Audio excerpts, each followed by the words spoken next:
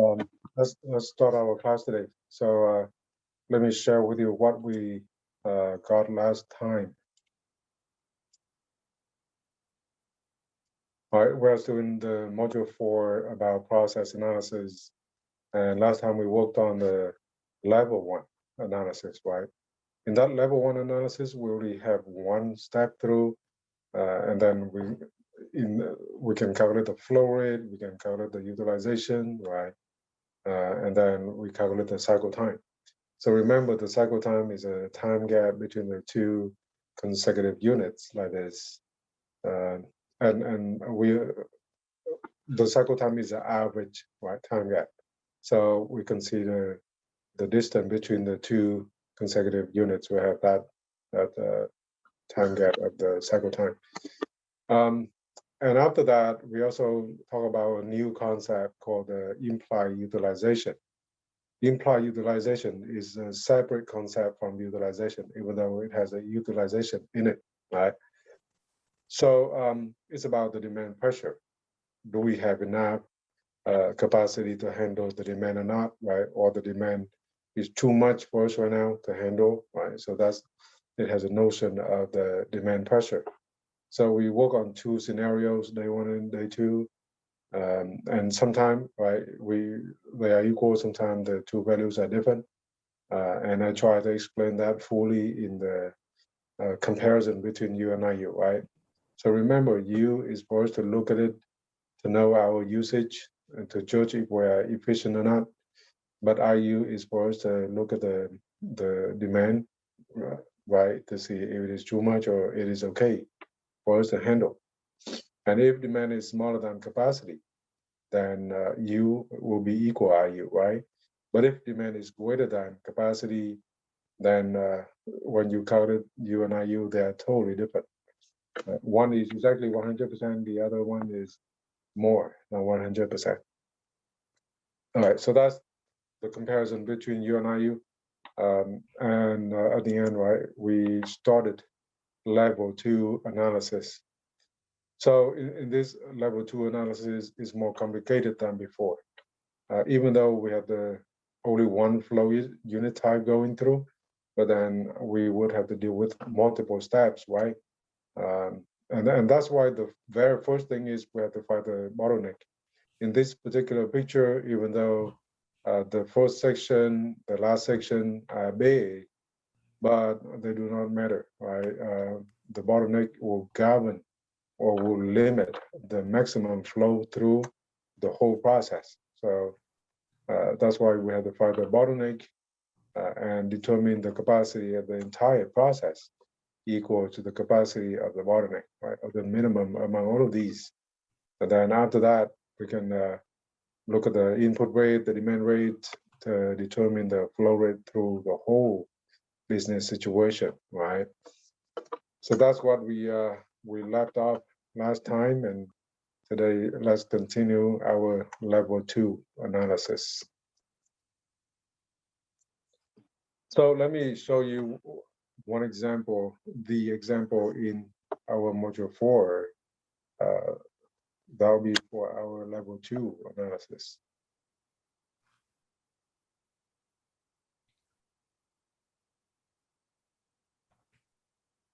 Okay, so this is in module 4. Consider a process of 3 resources, right? 1, 2, 3 right here. To make it easier for us to understand the situation, let's consider this as a hand car wash process, right?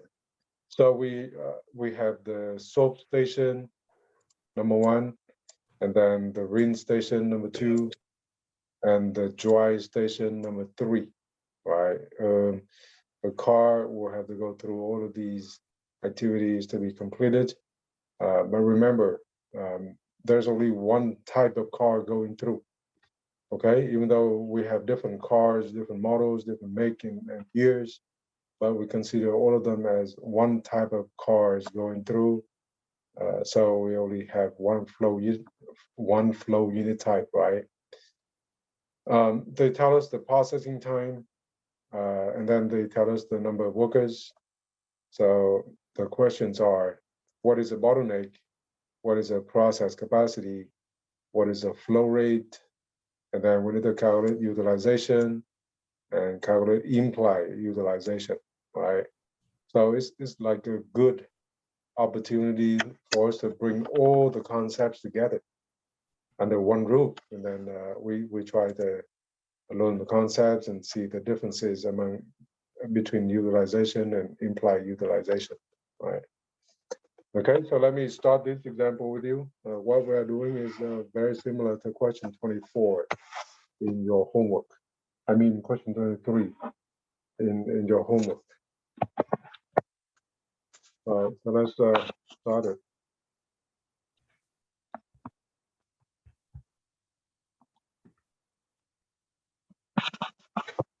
So we're doing module 4 about process analysis.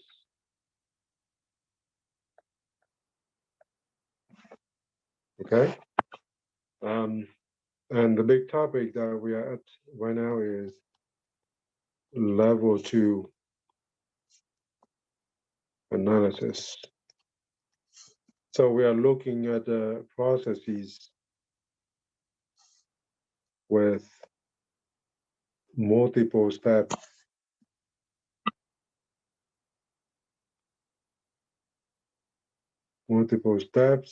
And but then we only have one flow unit type, where one type of car is through. So our example is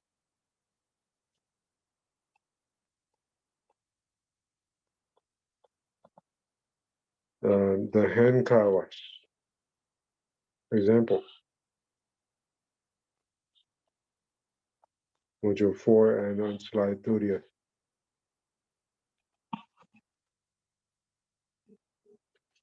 Okay, so I'm just looking at the table right now, and I would like to copy it, right?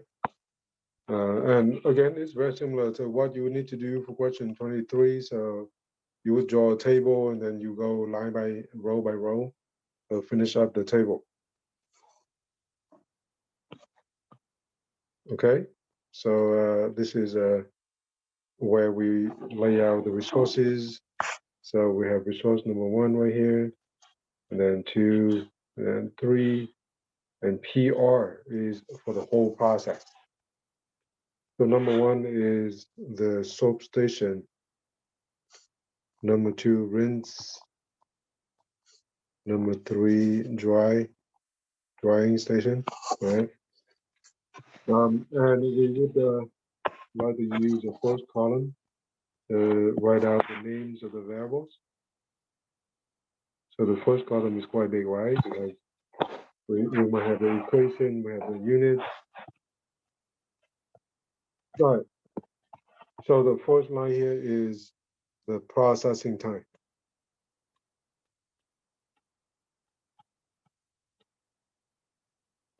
Right, in terms of how many minutes per car per worker.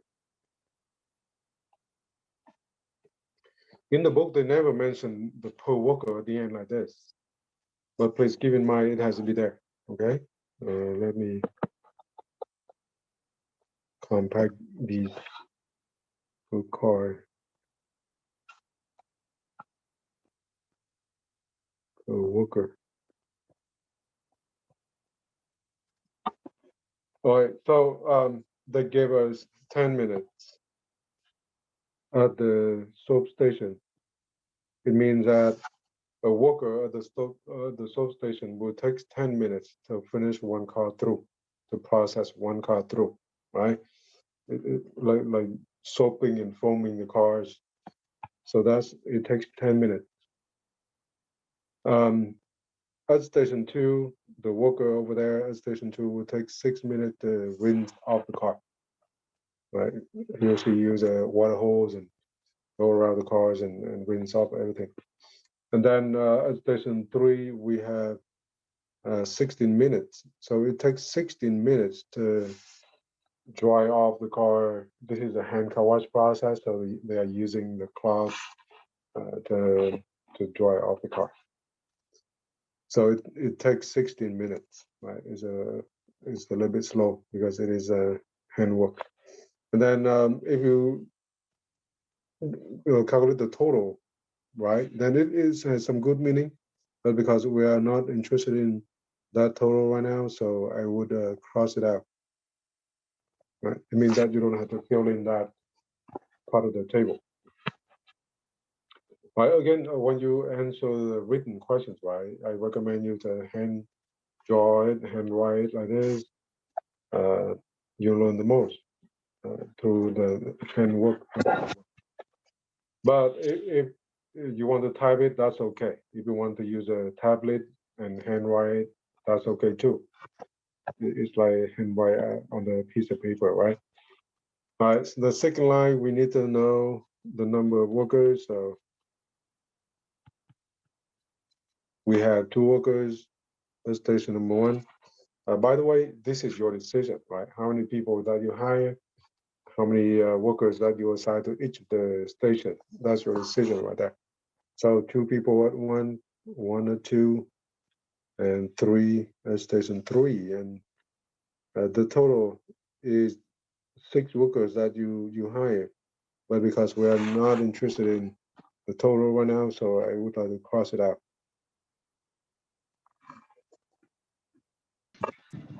Okay, so we are done with the kind of primitive information about the process, right?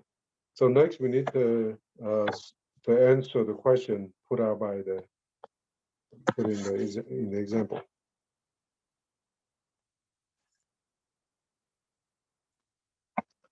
So here's the first question: what is the bottleneck of the process, right? So yeah, we want to know what the bottleneck is, but the thing is, the way to find it out is as important as the answer. So let me go through the process with you. By definition, the bottleneck is the resource with the smallest capacity. So the way to find it is we need to calculate all of the individual capacities, and then the smallest one will help you to find out which the bottleneck is, right? So let's calculate the capacity of the individual resources. And then based on those, we can determine which resource is a bottleneck. So capacity of the resources in case of how many cars per hour. Okay, so remember, when we need to calculate the capacity of a resource, we do 1 divided by the processing time. But that will take some time for it to manipulate to rearrange the terms. So I would like to make a shortcut today to calculate the capacity. So if it takes 10 minutes to process 1 car through, right? Then then in 1 hour, the worker can handle like 6 cars through. So we know that because in 1 hour, we have 60 minutes, right? 60 minutes per hour, and then 10 minutes per car. So we divide them up to know that 1 worker can handle 6 cars an hour, right? I hope it is intuitive enough. But at the same time, we know that there are 2 workers at station number 1. So we multiply that by 2, and we have the capacity of 10. Of 12. 12 cars an hour. So the 2 workers at station 1 can swap up 12 cars an hour, right? So that's the capacity of station number 1. Plus, by the same token, we can do that for station number 2. So we got 60 minutes in 1 hour, right? Because we want to know how many cars an hour. So you have to take 60 minutes divided by 6, and then times with the number of workers. So we have 10 divided by 6 is 10, multiplied with 1 is just 10. Right? And then station 3, by the same token, so we have 60 divided by 16 times 3. So at the end, we have 11.25 cars an hour, right? It is an average number, so we don't have to round it at all. It just say that in 1 hour, on average, the 3 workers at station 3 can handle 11.25 cars through. So it means that sometimes they handle 11 cars. Another time they handle 12 cars, right? But on average, they handle like 11.25 cars through per hour, right, as a maximum. That's why we call it as a capacity. So that's the capacities, right? The individual capacities of this process. I would like to ask a whole class. So given this, what would be the bottleneck of the process? Please feel free to share your answer in your chat window. So what would be the bottleneck of this process? Okay, so at least I see some of the answers here.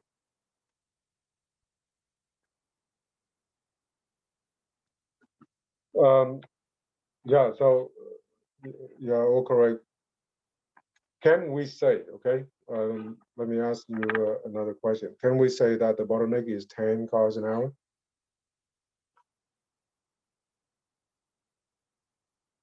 The answer should be no, because by definition, the bottleneck is the resource with the smallest capacity.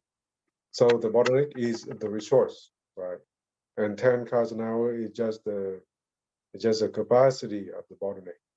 So to be clear, we should identify the bottleneck as the resource, which resource it is, right? So in this case, the ring station is the bottleneck. So for that, I would designate the ring station as a BN right here, right? Okay, so that's the first question. They asked us about the bottleneck.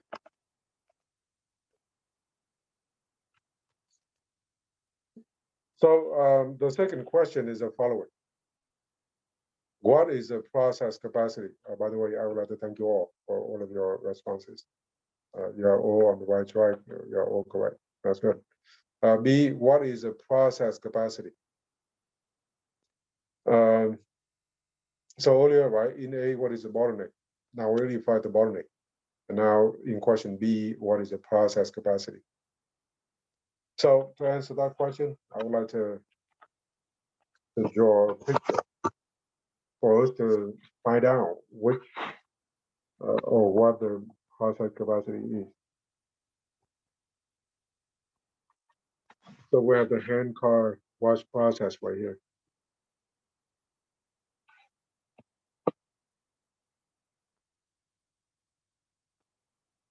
So representatively, I would like to draw the first resource right here, or the soap station right here. Right, the capacity is 12 cars an hour. So that's 12 cars an hour. And then because station 2 is only 10 cars an hour, so I purposefully draw it smaller than station 1, right? So that's station 2, only 10.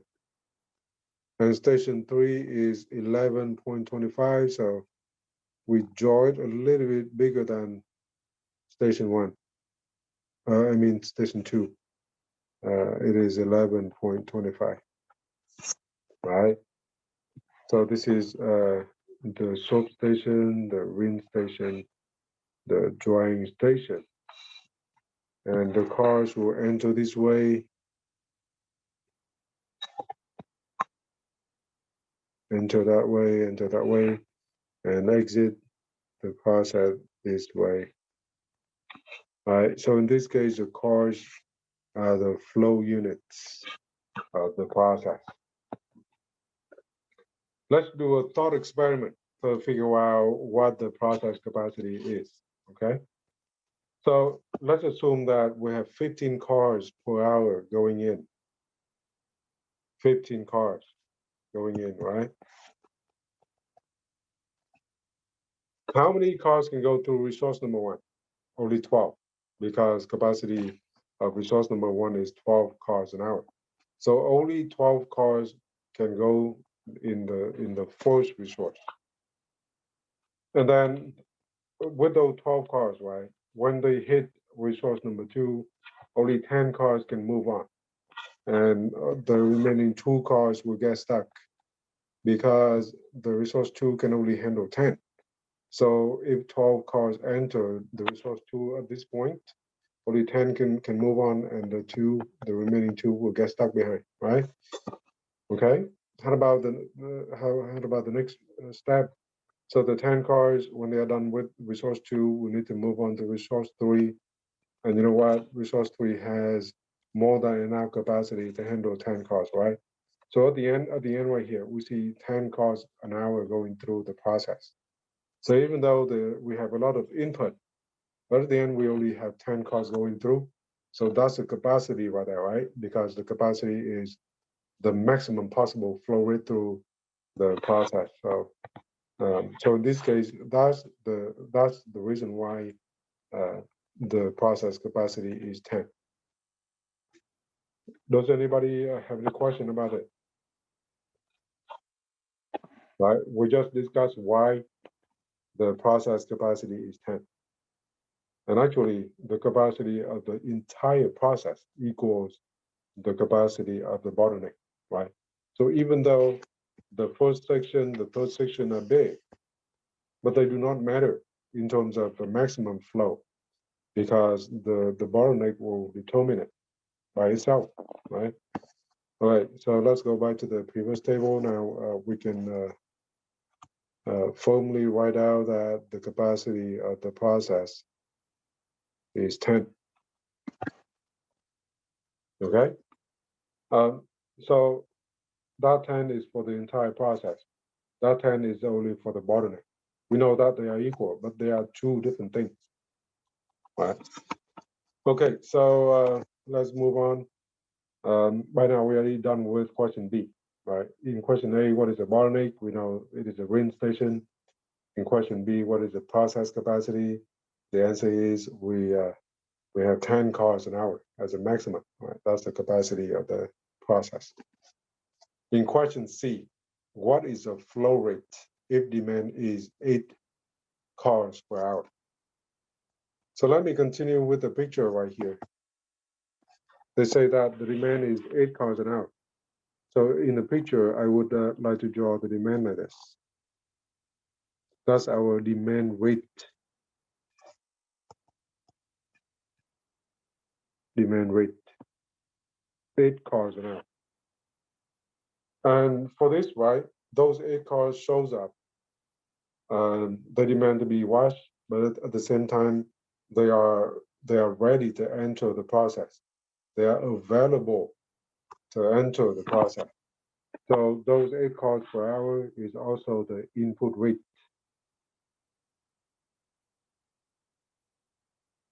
Right? That's the input rate of 8 cars an hour.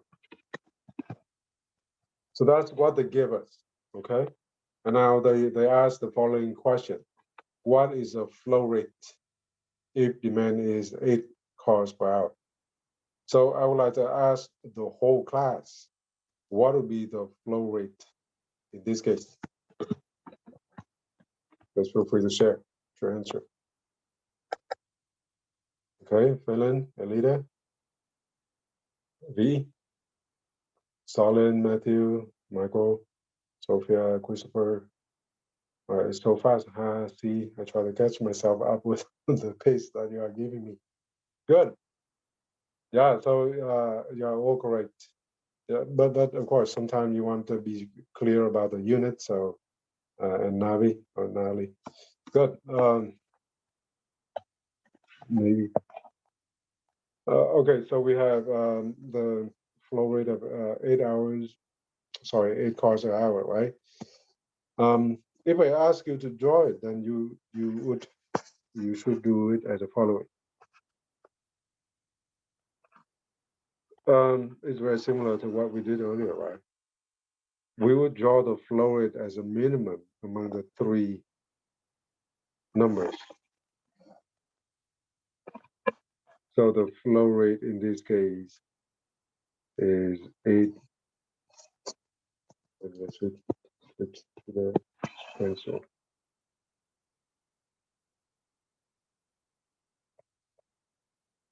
Right? Even though the process can handle at least 10 cars an hour, this part and again, this part and this part do not matter, right? We're looking at the bottleneck, even though the bottleneck can handle more than that, 10 cars an hour. But because we only have 8 cars entering, then we only have 8 cars going out, and the whole thing is 8 cars an hour, right? That's why the flow rate is just 8 cars an hour. So to formally find it, then the flow rate is the minimum among 8. I mean, let me fully write out the equation. Let's write out the input rate first, then the process capacity, the demand rate equals the minimum among 8, and then 10, and then 8, and that's why all of you got 8 cars an hour, right? By the way, let me go back to the capacity of the process a little bit. In the past, when I asked students what is the capacity of the process, some student might say that, said that. So the capacity of the process is a total of the 3 numbers. That's not correct. It's another concept. If we talk about a vase, and if I ask you how much water the vase can contain, then definitely you need to add the 3 sections up of the vase, right? But in this case, it's not the vase. We talk about a flow concept. How many units going through the process per time unit is different. Or another answer that I heard in the past is the capacity is an average among the 3 numbers. That's not true either, right? It has to be the smallest among all of the resources that we have here, because the flow of water going through this kind of system cannot exceed that of the bottleneck, right? So the capacity of the process is not the average among the 3 numbers, or is not the total of the 3 numbers. They are not, right? So again, the capacity of the entire process is the minimum among all of the capacities. And then after we find the capacity of the process, now it is 10. Then we also need to consider the input rate, the demand rate, and then we find the minimum among the 3, and then we have the answer. Right? So that's the intuition behind all of these equations. Okay, so now we already find the flow rate. We just continue our table earlier. Right? This table we just extend it as a following. And one more time, what we're doing is very similar to question 23 in the homework. Okay, we reserve the first big column for the names of the variables.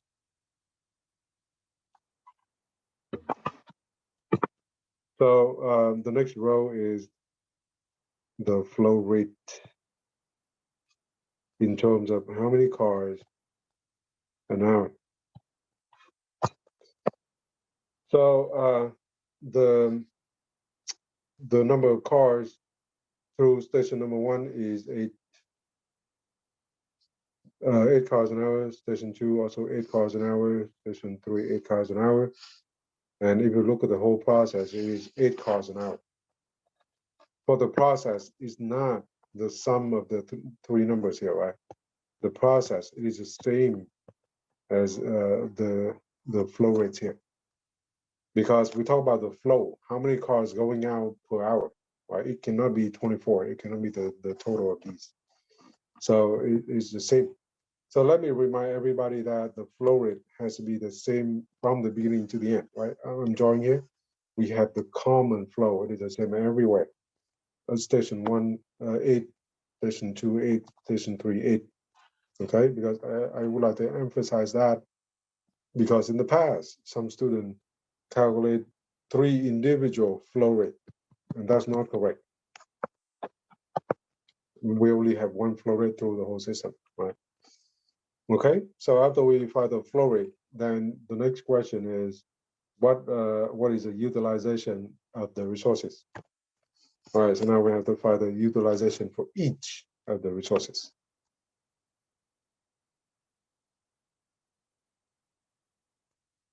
We just learned about utilization last Wednesday, right? So let me remind you the equation of utilization is we take the flow rate divided by the capacity. I hope that many of you already went through all of these on Connect. So this is another time that we kind of review the concept, consolidate our understanding. It's good to have multiple opportunities to learn the same thing. Okay, so you know what? I would like you to try it and please share. So what would be the utilization of resource number 1?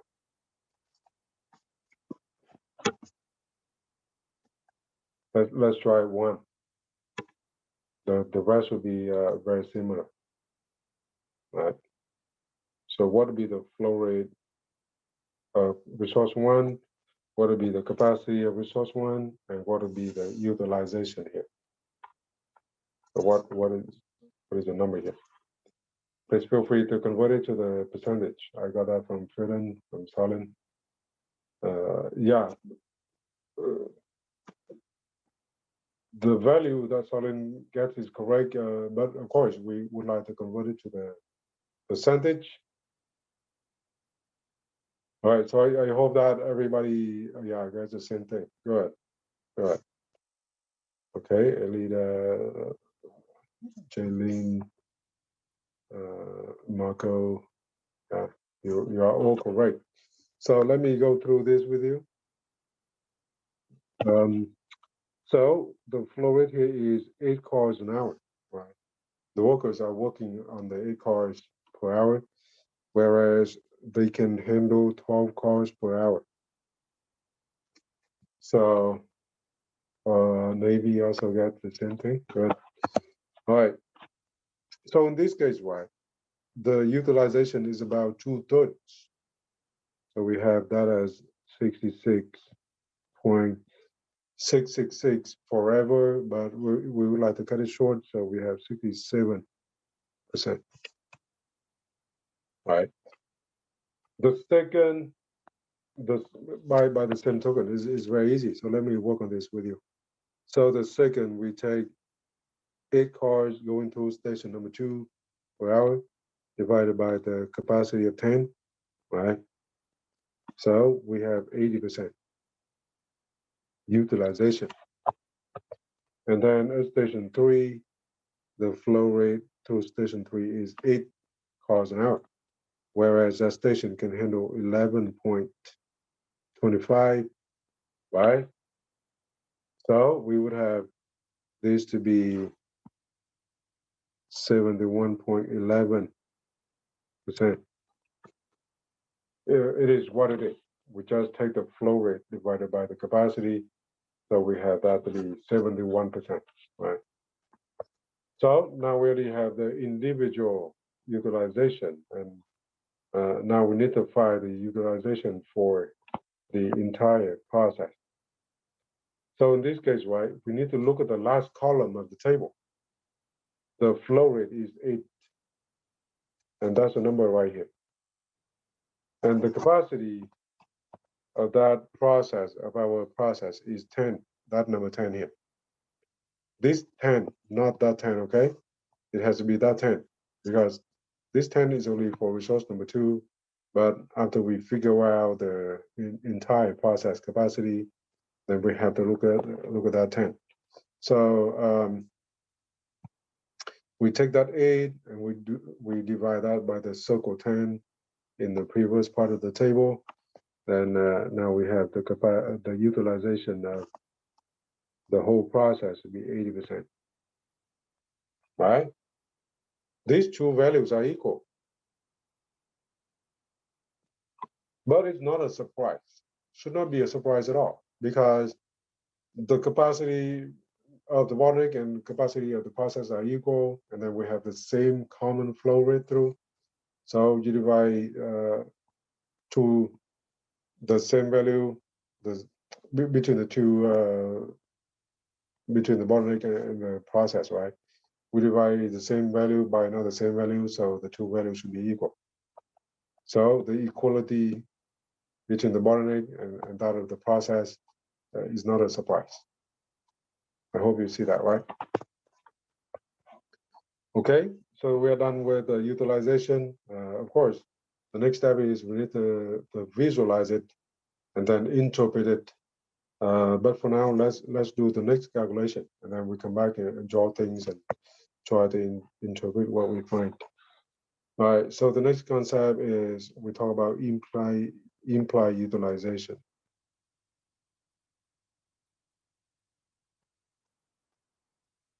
Right, that last time we do a comparison between the two.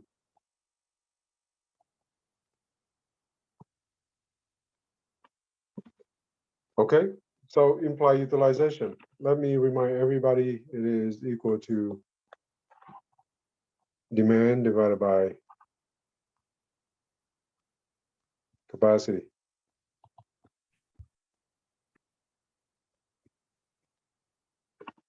Okay, so I would like to ask the whole class, what would be the implied utilization of resource number 1? Please try it and share. Right, utilization and implied utilization are two different things, even though both of them have the word utilization in them, but they are two different things. This time around, when we talk about IU, we talk about how much demand is, right, or the workload is on top of the capacities of the worker uh, to see how busy we are with the resources, right? So what is the implied utilization of resource number 1?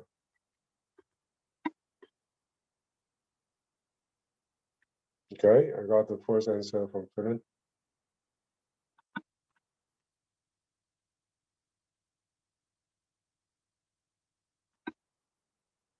Elita agrees. Sophia the same. Good. So actually, in this case, U and IU are equal in terms of the value. They are two different concepts. And Emma also got the same thing. Good. So let me write out with you. So in this case, right, if we look at station number 1, we know that the two workers at station 1 has to handle the demand of 8 cars per hour. If there are more cars per hour, they will be easier, right? But in this case, they only have to handle 8 cars, whereas they can handle 12 cars through. So that's the notion, okay? How much workload, how much pressure is on the workers right now? So we take the demand divided by the capacity, and we have 66.67%. So remember, last time we already talked when the two values are equal, right? In this case, because the demand, let's look at the demand here, the demand here. The demand is smaller than or equal to the capacity. So that's why U and IU will be equal, right? In terms of the values. So that's why we have that and that equal. All right, let's continue with the second station. We take the demand of 8 cars an hour or the workload of 8 cars an hour. Another way to think about this as a workload, right? Let me make a note here. Workload divided by or relative to capacity. So the workload is 8 cars an hour, whereas they can handle. No, there's only one worker at station 2, right? That worker can handle 10 cars through, and the workload is only 8. So so in this case we have 80% demand pressure. Okay, not too busy. It's still within the capacity of the worker.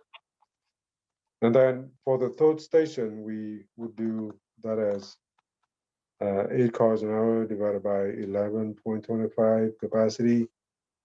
So the workers at station 3 can easily handle the workload, right? So this one is 71.11%. And again, these values are equal because the demand is smaller than the capacity in this case. And by the way, at the end, we can calculate that for the entire process, right? So we take 8 demand divided by 10 capacity. By the way, I should have another row here called the demand, not the flow rate, okay? This 8 is not the flow rate. It's just that in this case, because the demand is smaller than the flow rate, so the flow rate and the demand are the same. But in other cases, they might not be the same. So in this case, this 8 is a demand. I should have another row here called the demand. 8 cars an hour, and then divided by 10 cars capacity an hour. So the implied utilization for the entire process is also 80%. Okay. So we already done with the calculation, and now we try to make sense of what we have. Numbers are confusing. If you look at the table right now, there are a lot of numbers, right? So that's why we try to visualize it. So this is called a utilization profile.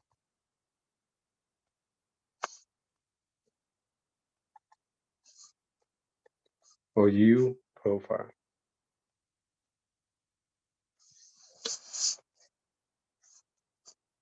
Right.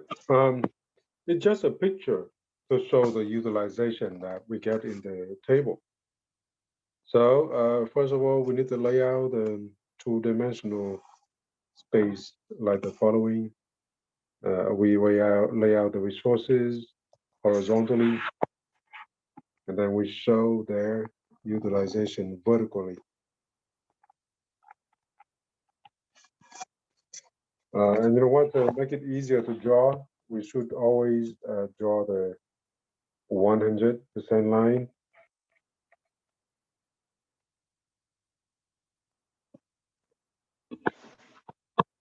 And then we can draw the thing manually, right?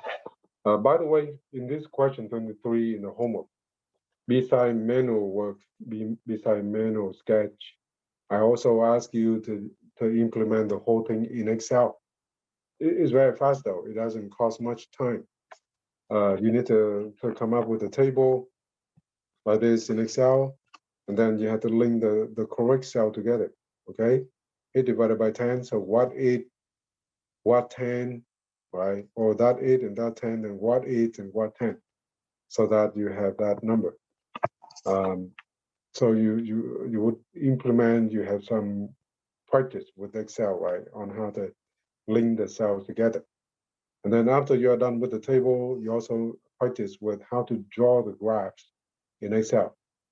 How to draw the 100% line here in Excel. It's another skill that you should acquire, right? So you know what? If we lay out the resources horizontally, then we have the resource 1 right here, and then resource 2, resource 3, and the PR, the whole process here, right? That resource number one. The utilization in the table that you see is about 2/3. So I aim for 2/3 of 100%. Right? Try to divide that by 3. I get 2/3 here. So we got 67%. We just cut off the decimal places because they are cluttering. They are kind of cluttering our picture. So I do not have the decimal places here. At resource number 2, we have 80%. So I would draw 80% here. Right? At resource 3, we have 71%. So I would like to draw somewhere in the middle between 1 and 2. So we got 71%. And for the whole process, right, we are at 80% utilization. So I would like to draw it right here, 80%. Of course, we are doing it manually. We sketch it manually. So it's not totally correct, okay? Okay, so that's the picture of the utilization profile. But what to do with it? Then the next part is we need to interpret what we have, right? So we are looking at utilization for usage and efficiency. In terms of usage, you can look at this picture and you can say that we are using 2/3 of resource 1 capacity, 80% of resource 2 capacity, 71% of resource 3 capacity, right? Or specifically, you can say we are using 71% of the workers' time at the dry station, right? Okay.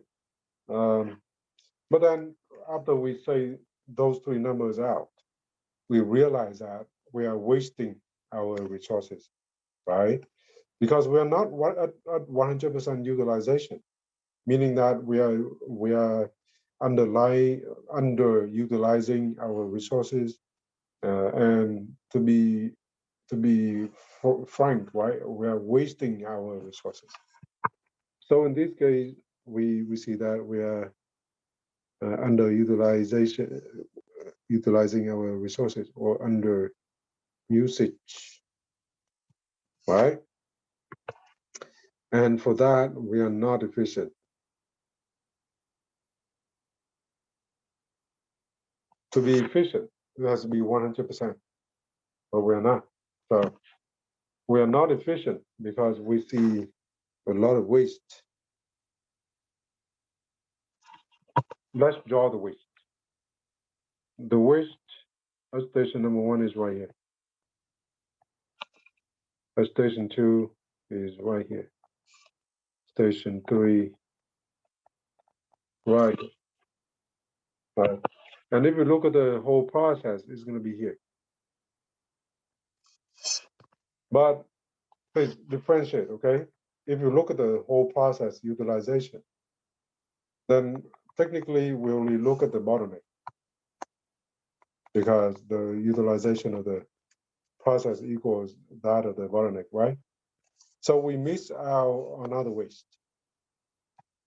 So as a manager, you should not only look at the whole process, you should look at the details, right? We are wasting 23% here, and then we are wasting 20% here, and then 29% here, right? Is a big waste everywhere that we look at, not just the 20%, okay? So please look at the details rather than just look at the overall. Okay, so in this case, we are wasting everywhere. That's not good. Another thing not good about this picture is the following. After we look at the utilization, we also realize one more thing, that the process is not balanced.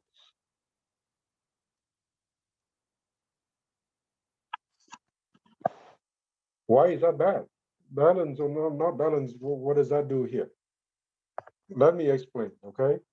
So in this case, if we look at the picture, we see that this column is very tall, that column is very short, another column is somewhere in the middle. So we see big variation among the columns here, okay? So we say that the process is not balanced. Why is that bad? So here's the thing. Today we only have 8 cars going through. What if tomorrow we have like 15 cars or 12 cars are ready to enter, right? If tomorrow is a weekend day, then we will have more cars. Then we have the following situation. When more cars come in, then we are using more of our capacity. So all the columns here will go up, right? All the columns are going up. And because the bottleneck column is the tallest, it's going to hit 100% first. But then proportionally, the first column and the third column will not go to 100%. They will get stuck somewhere below 100%, right? To be lower than the bottleneck column. So actually, we are still having waste, even though we have a lot of customers. We should fill in all of the capacities, right? But then we are wasting our resources here. We already pay the workers, we already pay for utilities, right? But then we do not generate revenues. So we are wasting our money, we are wasting our resources here, even though at the bottleneck we hit 100%. Okay? That's not good, right? When the process is not balanced, then we never get rid of all of the waste. We still experience the waste somewhere in the system because the process is not balanced. So knowing that now we have to think about what to do with it, right? So we have the following implication. So as a manager, we should always think about how to balance out the process. So in this case, we should balance the process out. How to balance it? The first thing is we need to do cross-training the workers. So that they can easily move around the system and work here or work at that station easily. So whenever there's a slowdown in that station, they're gonna call more workers over there to help out, right? So it's like after you cross-train the workers, right? The workers can be considered as fluid. They can even out the whole thing, right, by themselves, because they can easily move on among different stations. So in the second step, you would need to kind of reassign.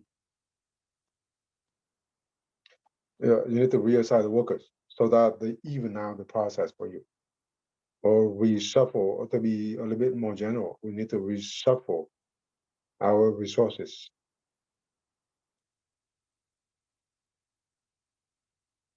All right.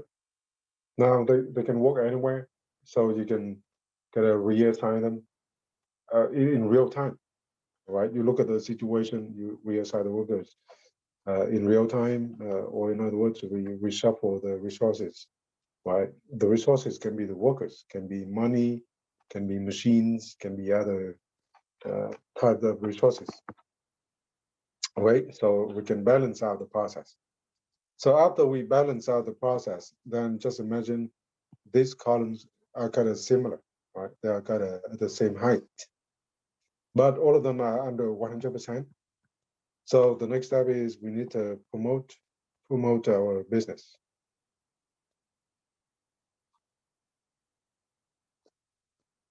So if we promote our business, then we will have more customers, more demand, more input.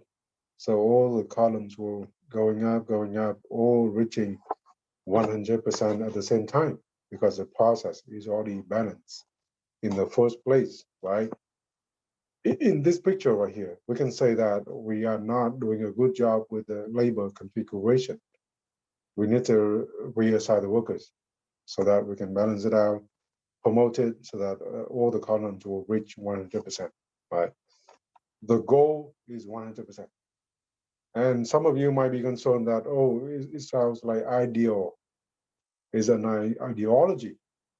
But actually, that happens in real life, like the Amazon fulfillment centers, processes, they configure the process so that the workers work at a virtually 100% of the time, right? So that they do not waste any resource.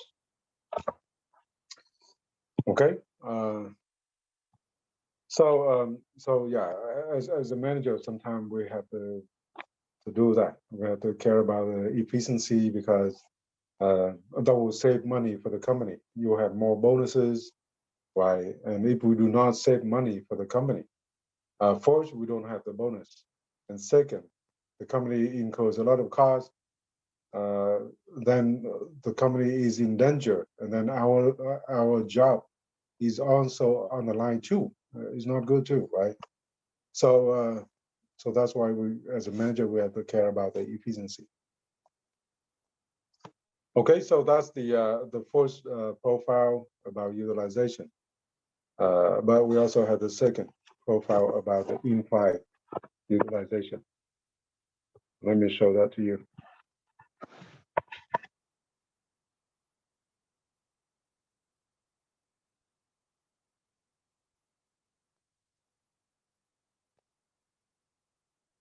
The profile, right? Or IU profile. So it's just another picture that shows the numbers in the table.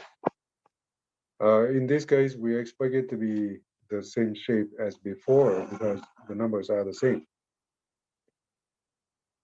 But I would like to warn you that in question 24, I gave you two scenarios. In the first scenario, U and IU are equal, but in the second scenario, the two values are not equal, right? So you need to be careful when you do the calculation. So again, one more time, we lay out the resources horizontally, and then we show the IU vertically.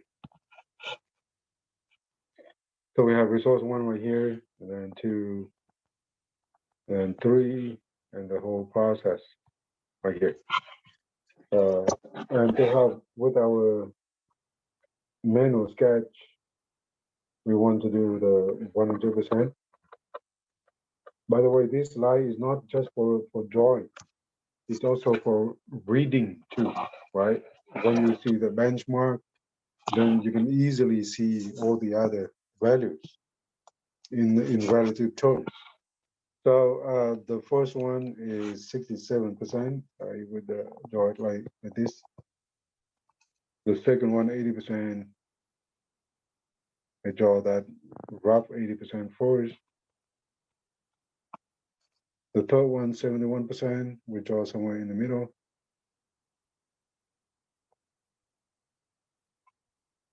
And then 80%.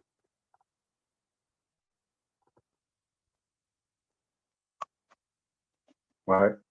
So one more time, the bottleneck will have the tallest column, right? The utilization column at the bottom of the bottleneck is the tallest, and now the column, the IU column of the bottleneck is also the tallest, and equals out of the process.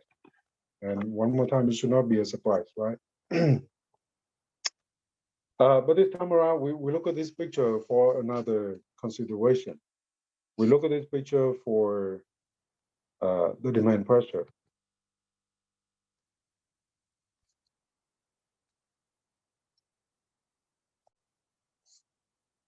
For demand pressure.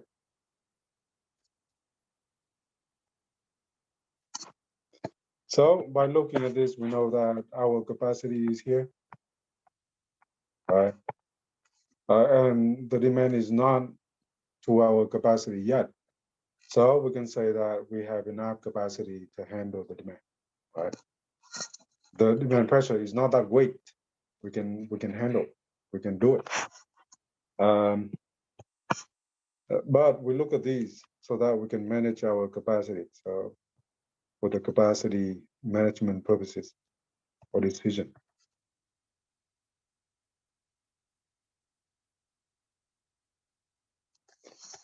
A little bit more specifically, in the long run,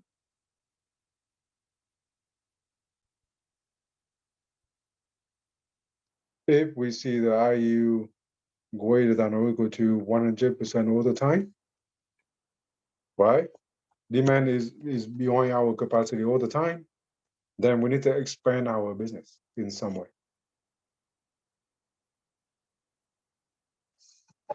If you have a restaurant, you need to maybe you rent the room near right by it, so that you can expand the whole space, the whole floor.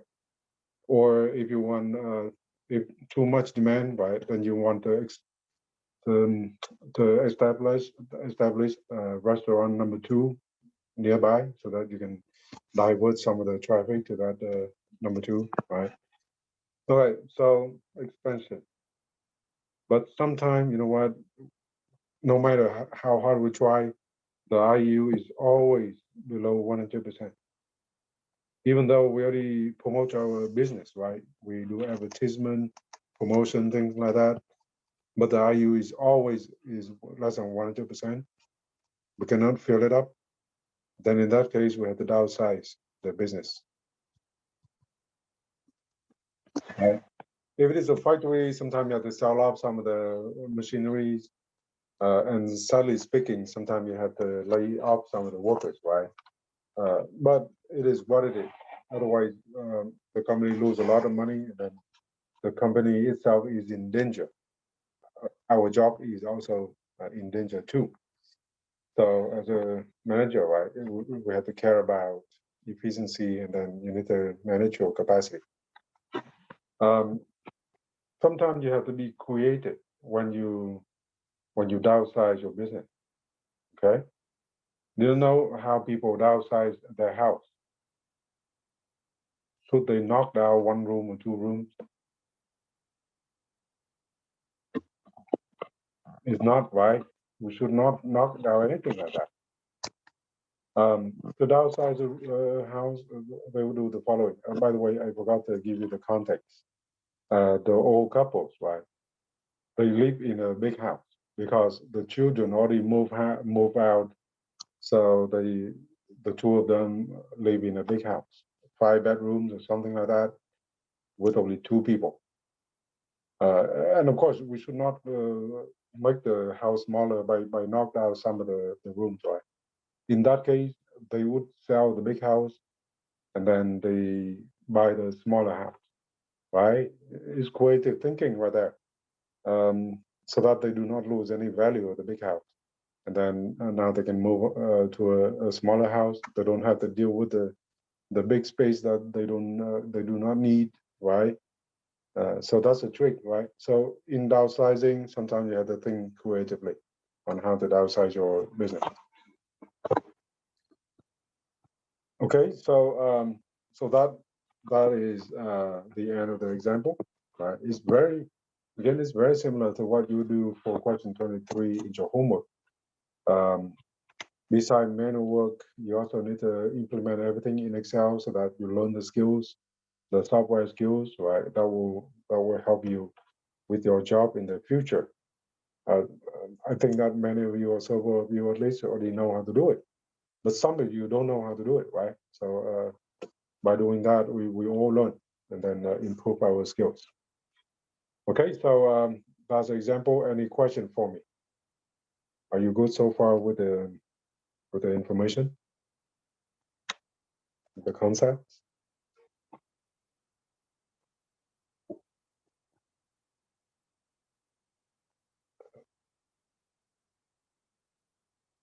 Uh,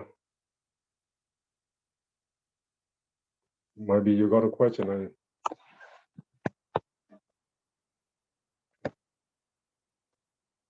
Okay. So um, By the way, it's a good time for you for me to remind everybody that the homework is due today, right? All the connect items are due. The online questions, the reading assignments are due on Connect tonight. Besides that, for the part two, only question 21 and 22 are due today, tonight. Question 23, 24, 25 are due sometime next week. And I will need to make the announcement on those three questions, okay? Even though we are ready with question 23, but I would like you to take more time to think about it, right? In that question 23, I give you two scenarios, not just one. So please take some time to think about that question 23. And then on Wednesday, we learn about 24. Next week, we learn about 25, right? And then we should be ready to submit the three remaining questions next week. Okay, so we are done with this level two analysis. And before moving on to level three analysis, I would like to talk about some more concepts. So let me do that with you. Okay, let me check the chat window in case if I miss anything. Good. I hope everybody is good so far, right? Okay, so the next concept that I would like to talk about is called lead time.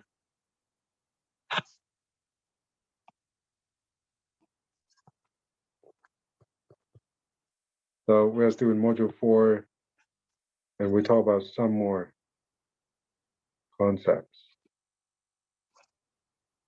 The first one is called the lead time, or L.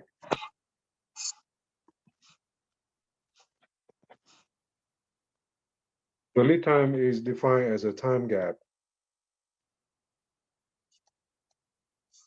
between the order point and the receipt point. For example, at Amazon.com, you click on the purchase button today, then you would receive your goods after 2 days, right? So we call that as a lead time. So example is a 2-day shipment.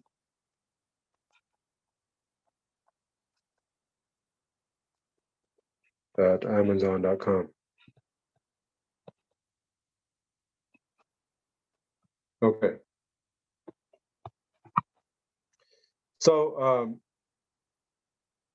so if we define the lead time as a time for the process to start and then end like that, then actually the lead time equals the flow time that we learned earlier, right? So the lead time actually is another name to call the flow time. If it is the same as the flow time, then we can think about how to calculate it. So it means that L equals to T, right? We call T as a lead time, the flow time. The flow time is T. And by the Little's law, we can calculate the flow time as inventory divided by the flow rate, right? By now, we can separate the two to have inventory times 1 divided by the flow rate. And eventually, we can write these as a following. So the lead time equals inventory times with, you know what, 1 divided by R, 1 divided by the flow rate. We learned that earlier. It is a cycle time. So eventually, the lead time equals inventory times with the cycle time. But if we just stop here, it's very hard to imagine what it is. Why? Why do we call this the lead time equals inventory times the cycle time? What does that mean? So I would like to give you one example why it is the case. So let's take one example here.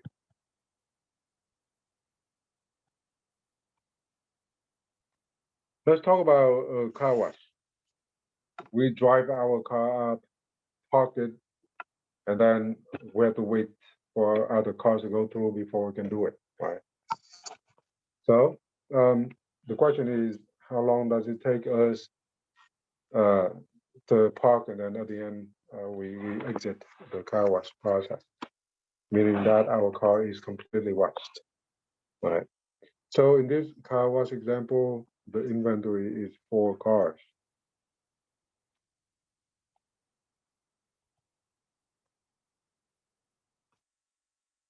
And the cycle time is 15 minutes per car.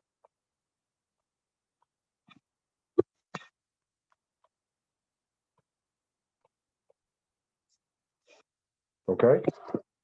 So the question is, how long does it take your car to start and then finish at the end? Right. So what is the lead time in this case? Or in other words, what is the flow time in this case? Right. So let's take everything at the face value. Let's do the calculation. Oh, by the way, I'd like to ask you first, how long does it take your cars to be finished in this situation? Please feel free to share your thought in the chat window. Let me draw the picture here, okay? So we have a process like this.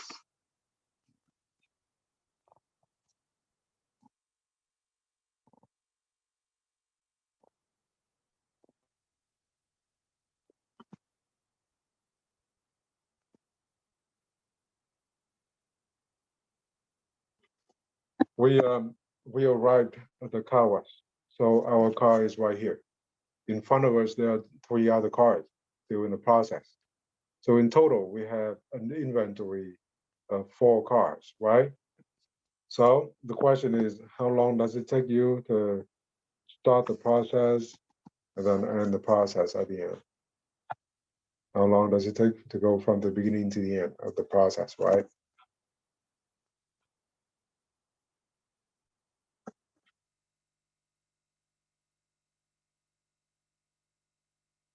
It's not a straightforward question. Okay, I got that from C. Okay, Christopher, Phelan. Okay, good. You are all good. So in this case, right, if we just take the values right there, we do the calculation, then it's going to be the following. So L equals 4 cars times with 15 minutes per car, right? That's the rhythm right there, the cycle time right there. Then the cars will go away, and at the end we only have 60 minutes, right? So it's gonna take us 60 minutes to go through the whole process. Why is that true? Let me explain. So the cycle time of 15 minutes means that after 15 minutes, the whole line will move up by 1 position, right?